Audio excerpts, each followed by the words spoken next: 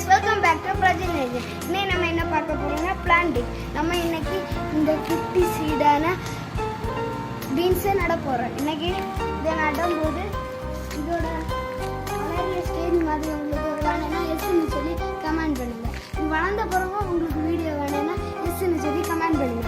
இன்னைக்கு நம்ம இதை நட போகிறோம். ஏற்கனவே குண்டெல்லாம் தோண்டி வச்சாச்சு. இப்போ போடுவோம். 1